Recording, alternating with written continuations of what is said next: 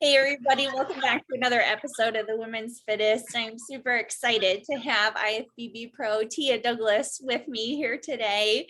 Good morning. How are you doing? I'm doing well. Thank you. How are you? Great. I'm great. Thanks for being on. Finally, we got this going. I'm so excited. We're going to talk all about your competition history and everything, but you had a really exciting year, and people don't know, or maybe they do, but they're gonna know that you like broke some freaking records and stuff, just out there kicking butt, taking names. So cool. So Yeah. we'll get to that, but I usually start off asking, what did you play sports wise growing up as a kid, and then what got you into bodybuilding? So way back in the beginning, what was going on there? I started running track and field. Actually, I was a hurdler and a shot putter, and I was MVP. I was, one of the top hurdlers in my school, and I had the opportunity to go to Salisbury State, but totally forgot about the offer letter. I had received it my junior year in high school, and I just totally forgot. So I went to UMES and got my undergrad degree in Bachelor of Science in biology.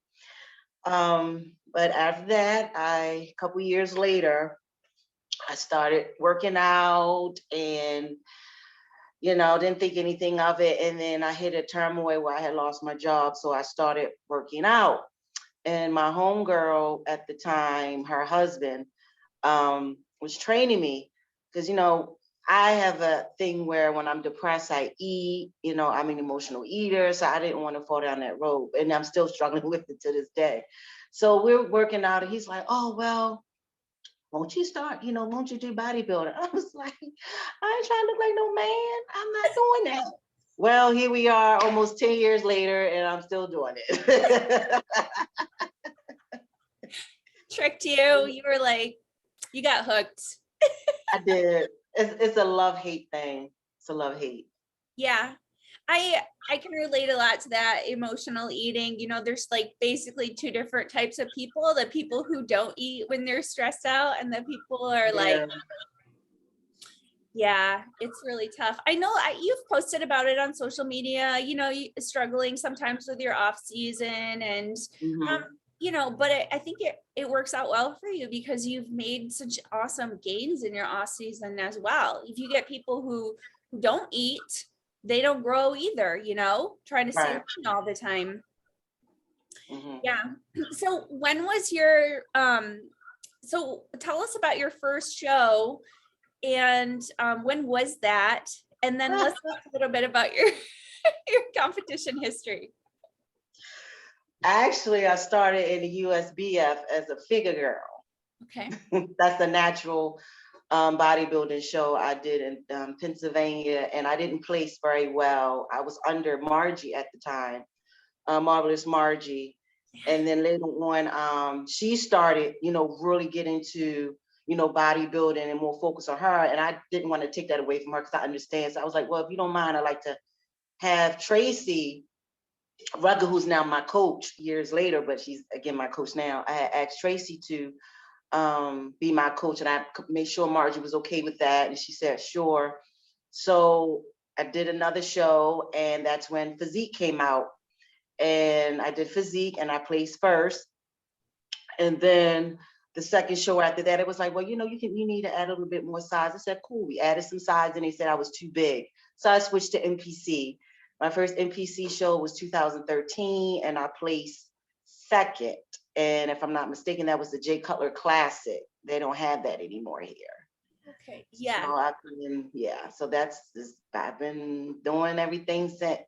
Yeah. Where are you located right now? I'm in Baltimore, Maryland. Okay. All right. How old are you, Tia? 44, girl. Shit, what? I'll be 45 in October. I know. I'm like, time is ticking. No kids, no husband. Like, something's got to give.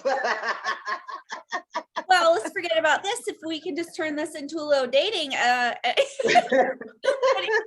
what are you looking for in a man? Girl, long as he keeps himself together, he does not even have to compete. Anything a woman wants: loyalty, communication, good provider. All the simple stuff. No, Yeah. I'm very simple. I'm not materialistic. Just treat me right, and we'll get along just fine. Yeah. Yeah, those are the normal ones. They're all taken. That's the problem. Right, and then don't know how to treat them. It's true. Yeah, probably girls then taking them for granted. Oh my. Mm-hmm. I know. Yeah, it's crazy. I thought you were 34, but now that you say that, I remember seeing it on a Facebook post, and I think my jaw hit the floor as well at that time because I did not know that. You know what though? I was just looking last night because Juliana Malacarne, one of her Facebook or Instagram posts came across, and she won that last Olympia at 42. Wow. She's freaking 47 years old now. Yeah, that's my goal, is to go there. So Yeah. I still got a little bit of time, since you said she's 42. Yeah, but you've got some genetics on your side. I think, you got like the Dexter Jackson genes or something. You're just Oh, you got like gosh. you do. Thank you. So great. So 2013, you placed first at the Dexter or at the Jay Cutler. No, Jay Cutler Classic, I placed Second, if I'm not mistaken. Okay, so then what happened? Then I did a couple national shows. I think my first national show was Junior USA's, and I placed third. And ever since then, I've been placing third, top 5. My worst placement was at Team U. And when I think I placed 8th and 6th or something like that. And they was like, yeah, you did second call outs. And me being naive, I've never did second calls. I'm like, what is that? And it was like, oh, like the top, 10 or whatever, like after 6. And I'm like, what? So I think I placed like maybe 6th or 8th, and I did it again, and I placed a little better, but still was like top 10. Then I had, at the time, David Johnston was my coach. Then later on, I went to Shelby, and even my coach referred me to Shelby. And then that's when I start looking, like I'm supposed to look, and placing still top 3, Then I'm, me and coaches, in and out with coaches. Then I had blue. Then when I had blue, that's when I got my pro card back in 2018. Who Then who is this coach? Who is Blue? Blue Taylor. Okay. I don't even know. I don't think I know who that is. Sorry, when you went to Shelby, was the feedback the conditioning? Is that why you ended up going to Shelby? Was it you just need to tighten up? I went to Shelby, because I knew he could get me where I would needed to be. And he actually got me to, because my biggest issues with all women, including Black women, is our glutes in the tie-in. So it was like I was getting better and better and better each show, but I wasn't quite there. Even when Blue was my coach, I was not there yet, but I knew I had it. It was me at the time. I'm still binge eating. I've never had a prep where I haven't binged. And I'm determined this year to just stop, because I want to win. I want to win and go to the bigger, shows, because it is very intimidating. And I must be honest, it's very intimidating. That's why I was in my comfort zone competing here in Baltimore with a smaller show. But hearing feedback, it's like they tell you have great symmetry, you got what it takes. But in my mind, it's like, I don't know, these girls are like the best in the world. I don't know if I could do it. I'm scared. To be honest, I was scared. So I want to ask you about 2 things. Do you think genetically it's more difficult for Black women to get dry? Is that what you're saying? As far as getting the butt down. Yeah. Because you have to get those slight, not as striated, I'm naturally big at the bottom. Yeah. So when I lose weight, I have excess skin. That's come from me not taking care of myself, doing off season, eating. And I never had an off season where I actually would build. I would just eat all this crap and then boom, I want to do a show, let my coach know, and we'll do 16 weeks out. And I never had the time to build.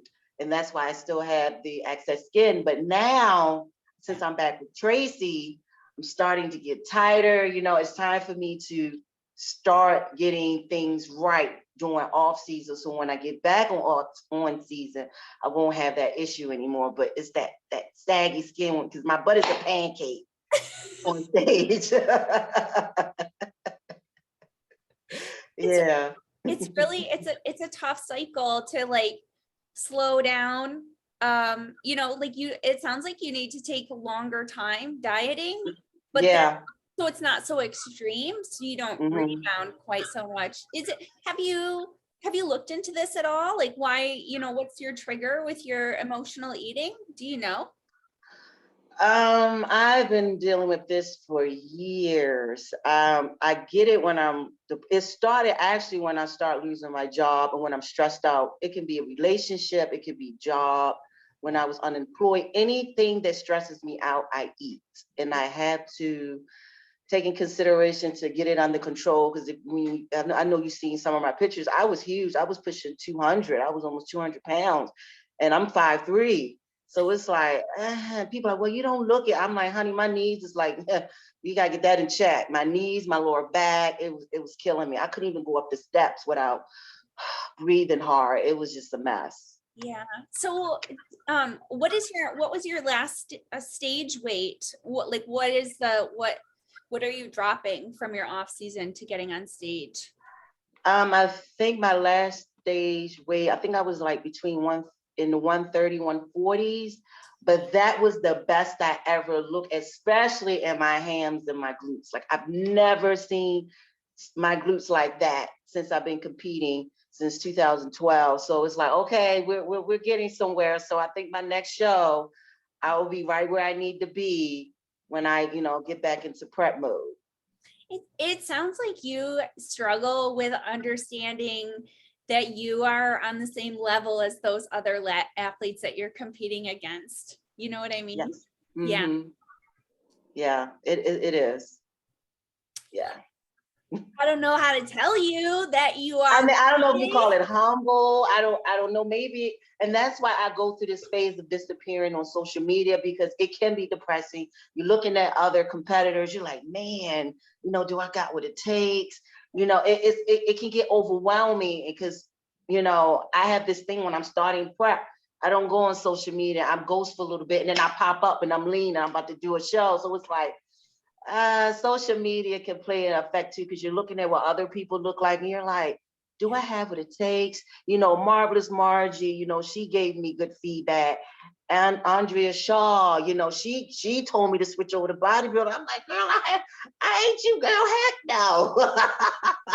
I was going back and forth, but like the biggest shows, you have to either do women's physique or bodybuilding. I just choose to stick with women's physique because those girls, them BBs, girl, they big. They big. I don't know.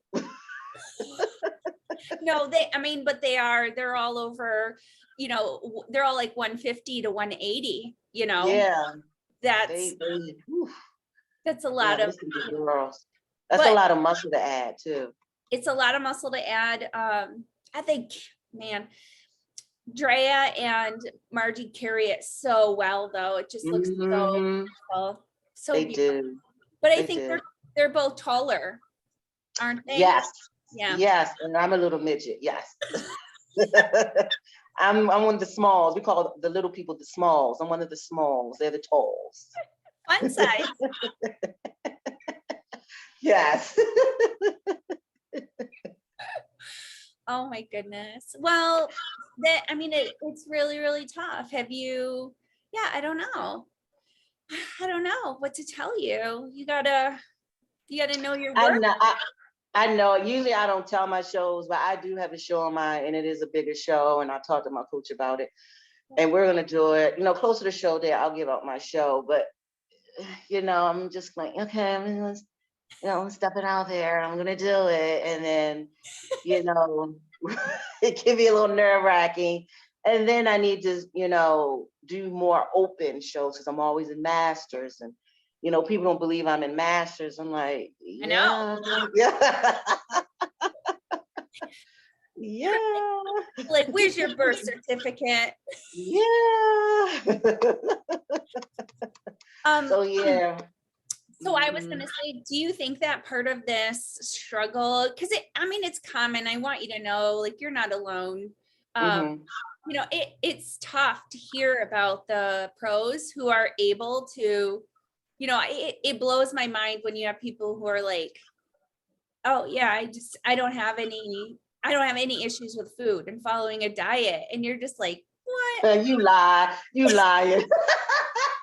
You are, even Margie admitted that she had an issue and she got to the point, I want to win, and she stuck to it, and look at her now. So it's like, I'm getting to the point, like, I'm sick of this. Like, I want to win. I want to be in them top shows. I want to be top 5, top 3, top 2, win. I want to win. And I'm at this point, even though it's taking me 10 years later, it's like, I'm tired of this. Like, I need to like buckle down. It's like, it's the lifestyle, and I can't go back to my old lifestyle, because my old lifestyle, I was miserable. I was miserable. I know, but we go back to what's familiar, you know what I mean? Or what's familiar when, do you think that social media plays a role in, like you said, I think a lot of the women, especially who are going through these, heavier off seasons are, it is difficult for them to put their off season body on social media because people say stupid stuff like, oh, you lost all your muscle, or you're, you got fat or whatever. And it's like, social media, I mean, it's great, but I feel like there's a lot of pressure for women, not to stay lean, to stay stage lean, Yeah, I've seen some lean, but not as lean as stage lean, excuse me. And it's like, ooh, that's hard. Like, you're lean, but you're still lean, but not stage lean. Like, I give them power, because I'm like, I like to eat, but it's like, I need to get out that mindset. Like, when whatever happens with this next show, I have to, like, say if somebody wants to do a photo shoot, I can't do it because I'm not lean, I'm not at a certain look. It's like, no. So I have to, like, get in my mind, like, Tia, stop, you have it. Like, get out of it. You need to have an exit strategy this time that's different, you know what I mean? Because you can't expect to do the same thing and then have a different result. So so like, what are you gonna do? I would be like, it's time for a plan, because you have all the tools. You are, a professional athlete, and you have all the tools to be, a winner and on the Olympia stage. I know you do. Thank you. I gotta get that in there. And I've been told this for years, and it's like, social media. And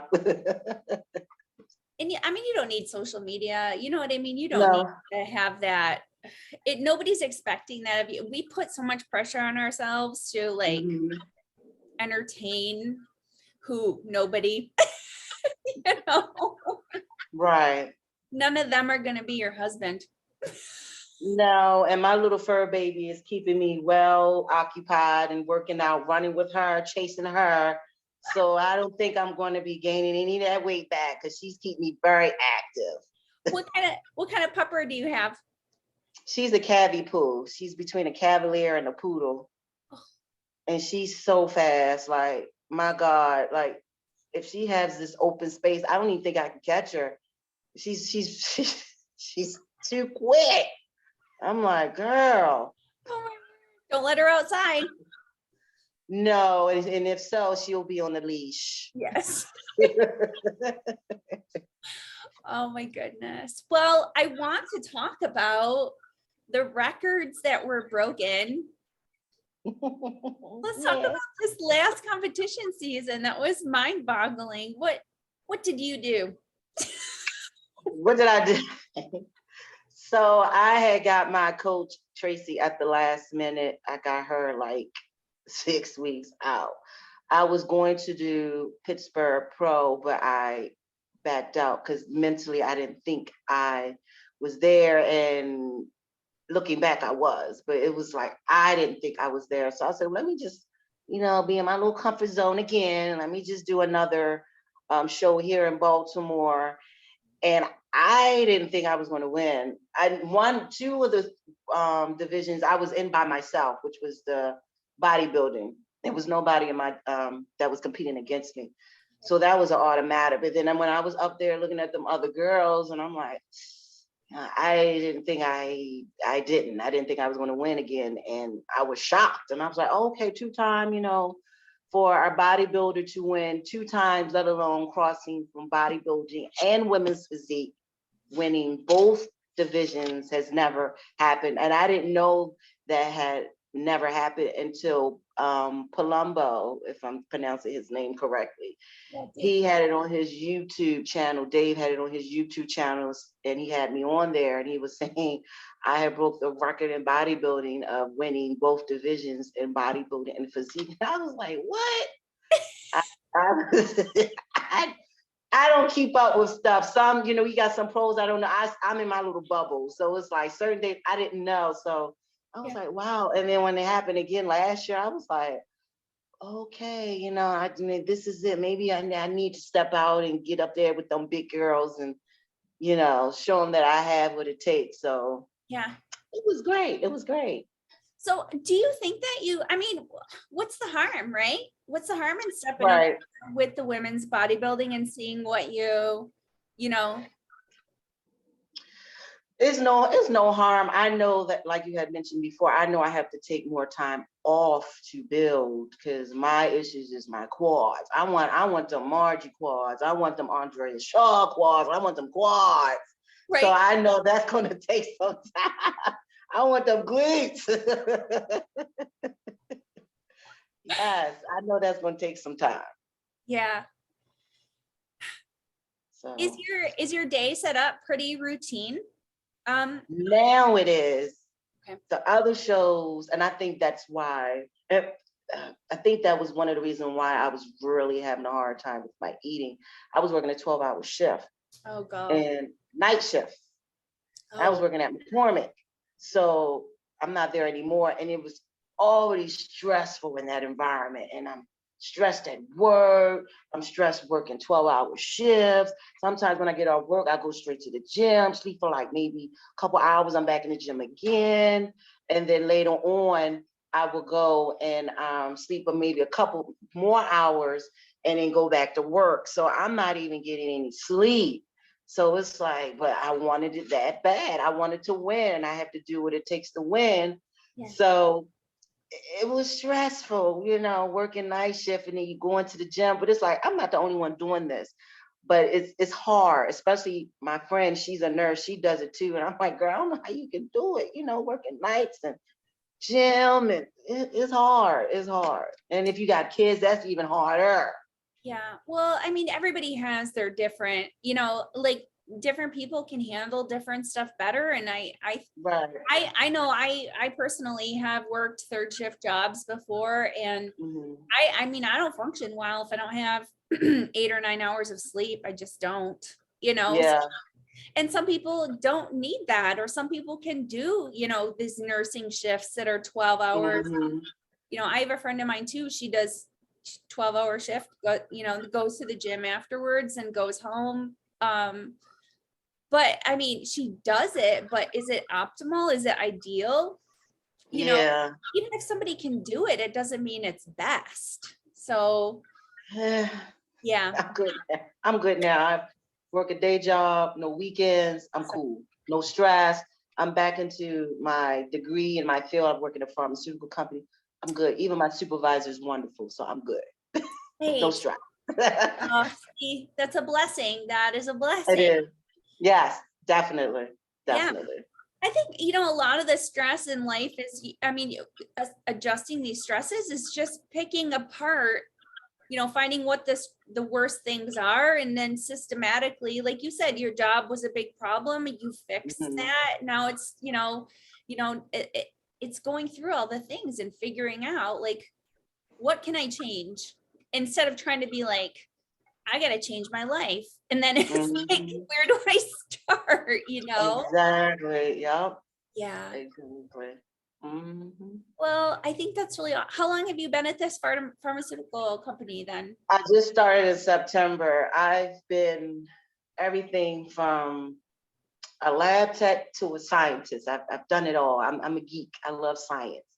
So this is a well-known pharmaceutical company you'll see on commercials. I'm not gonna put them out there, but they're really, really good. The environment is great. I can eat on my job because the 12-hour shift, I wasn't even eating because I didn't want to eat at night. And I would eat on my meals before I start my shift.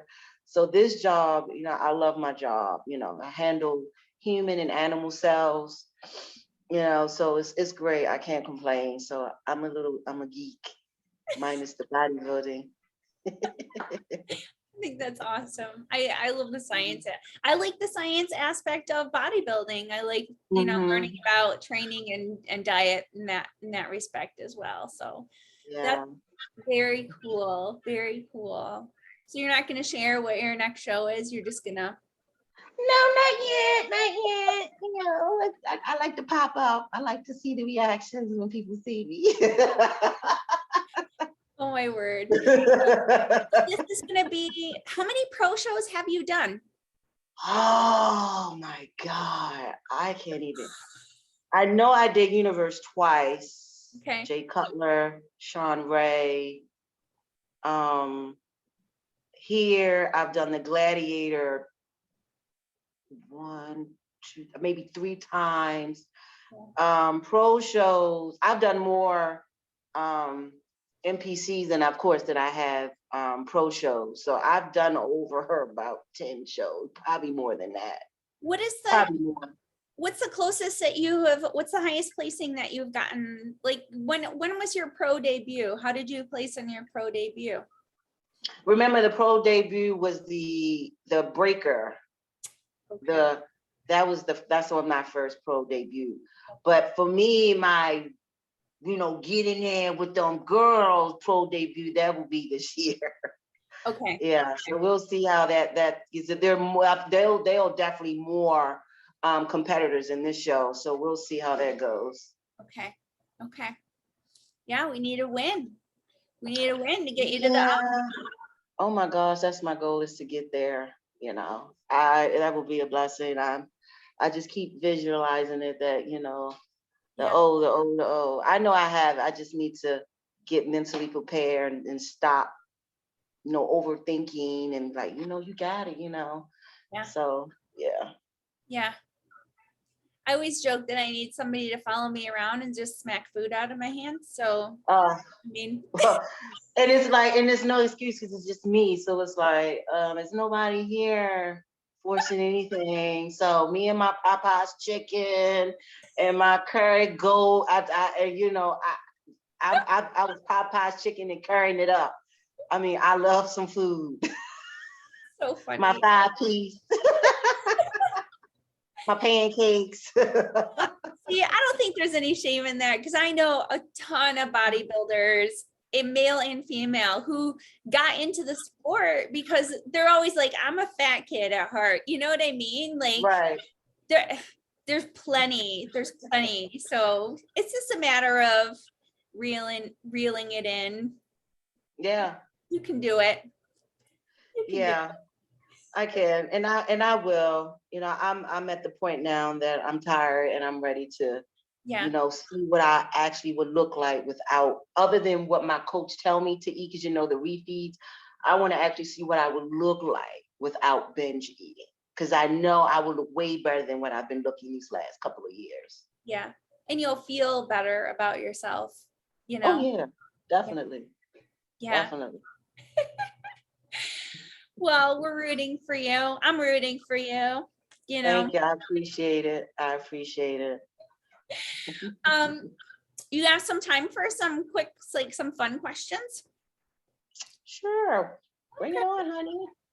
Well, so what do you think what's the best and the worst thing about social media? I know you kind of touched on it a little bit, but. Well, the best is when I see people like I mentioned before, like Margie and Andre Shaw and, Sin, like the top pro in the business, Olympia winner women that I admire the most. And it's funny because I'm admiring them and I'm older than them. And it's like the dedication that they have, the way they look. It's like, man, like that's where I want to be, the top physique girls, it's very refreshing to see that. And of course the negative, when you're in your prep mode or your off season, and you'll see one of the pros looking lean in their off season and I'm looking like sugar bear, and it's, it's like, I can't, it's like, what they doing? Give me the secret. I'm over here looking like, Yogi Bear, and they looking all like the Incredible Hulk, and that's off season. Like, help me. Oh, So yeah. I think you're too hard on yourself, honestly. I am. That's everything that I do. Yeah. I've been like this since I was a kid. Maybe it's coming from being a competitor running track. Like I just want to do well. I just want to do well.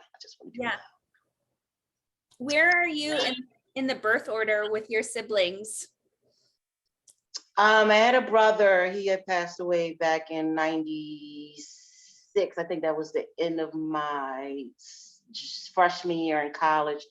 He would have been 50 in February. I have other siblings on my dad's side. So between my mom, I'm the youngest, and between my dad, I'm like the oldest girl.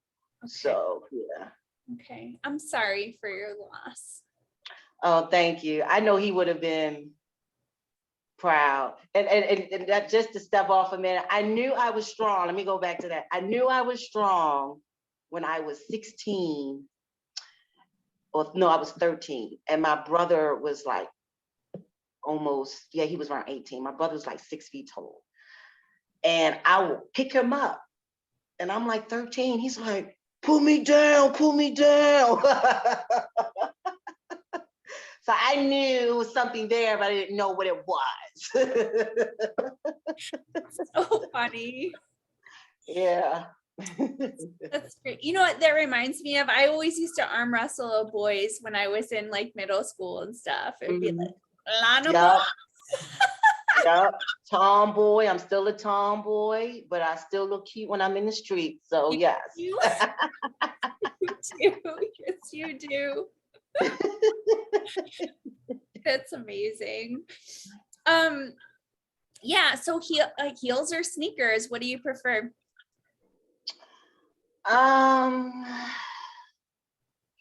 Sneakers, but heels can be a little tricky because some heels are good and some heels are bad. Did you ever compete in figure, or did you go straight to?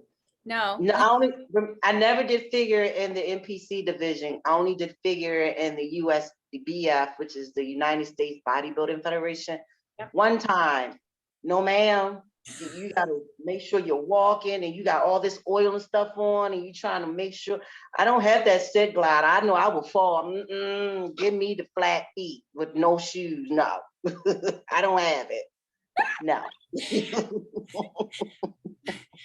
No, ma'am. That's very, yeah. Most of the people I know who I interview are like, no, we're not doing that. That's why, that's why you do women's physique. Yeah. I love it. I can't, Miss O, more power to you, Miss Figure O, but I can't do it, baby. Yeah. Oh, I mean, Sydney just glides. She yes, she does. So graceful. I'm like, oh. Yeah. Beautiful. Mm-hmm. What is your favorite body part to train? To be honest, it's been arms and back, because when I'm lean, I get a lot of compliments on my back and my arms. Legs are getting there, but I'm like, they need to hurry up. But my arms and my back is my favorite. What is your training split look like right now? Nothing, because I'll be back with my coach next week. Because I had to depart from her. Because again, I'm in my little mental thing, like stress, this binge eating. It's like I need to get it together, and I had to tell her I have to be mentally prepared for this off season. So I was like with her for a month, and I was like, then I was off with her for 2 months, and I was like, okay. February, I'll be good. So February, I will actually be fine. So right now, I'm just winging it until I see her next week.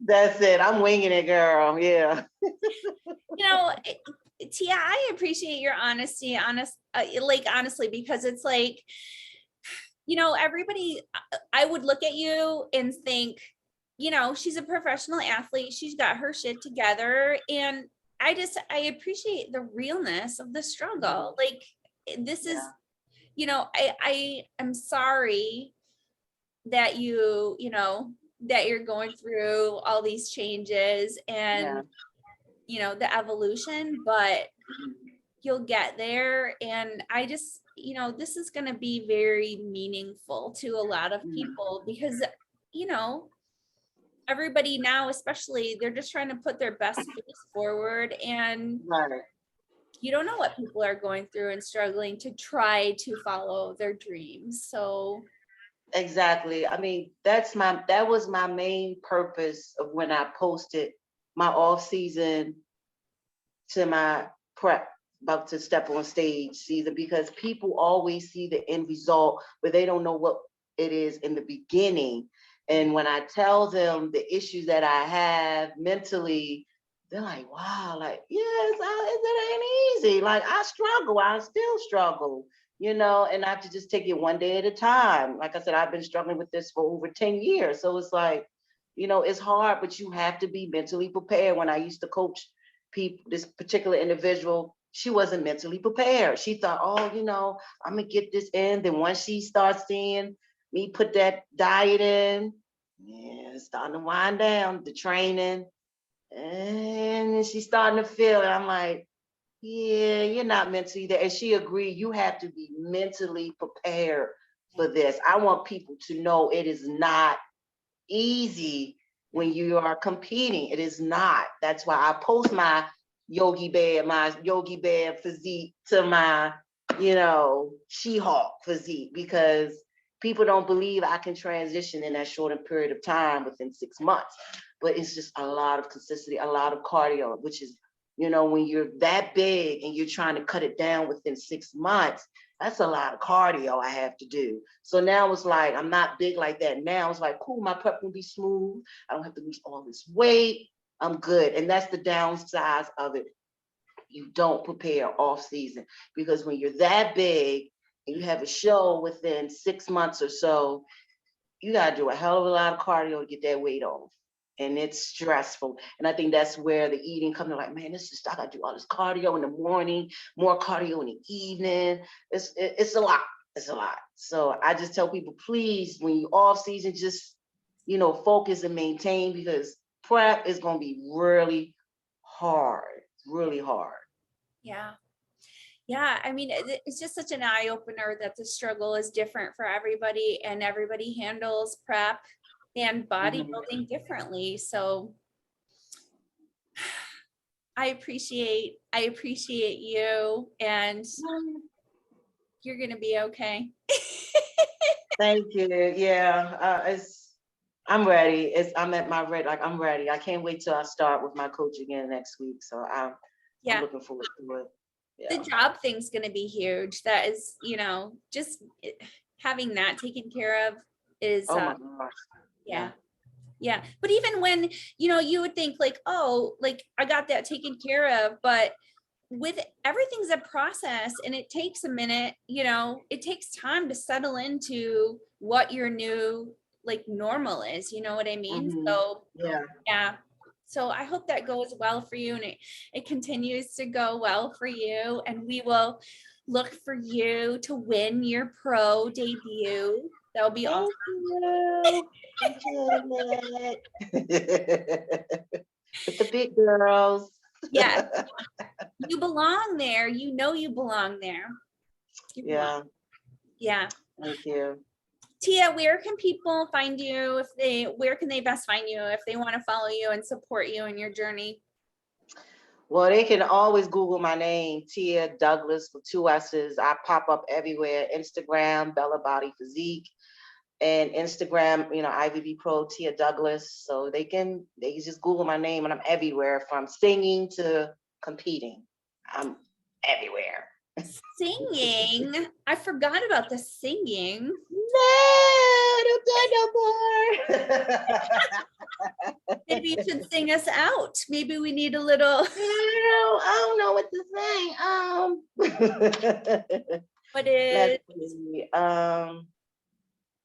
Jesus loves me, this I know, for the Bible tells me so. Little ones to him belong. They are weak, but he is strong. Yes, Jesus loves me. That's it. Yeah. I don't got it like I used to. I'm a sap. You made me cry. That was beautiful. Thank you so much. Yeah, that's one of the other things I admire about you is your faith. Yeah. Oh, thank you. Thank you. Well, thanks for listening and watching. You guys, you can find me on Instagram at buffcake22, and you can follow the podcast at The Women's Fittest and listen wherever you find a podcast. To remember that Jesus loves you, and you know it. And that healthy looks different on everybody. Thanks, Tia. Yes. Have the best day. Thank you for having me. You too. Tell Hannah I said hey. I will.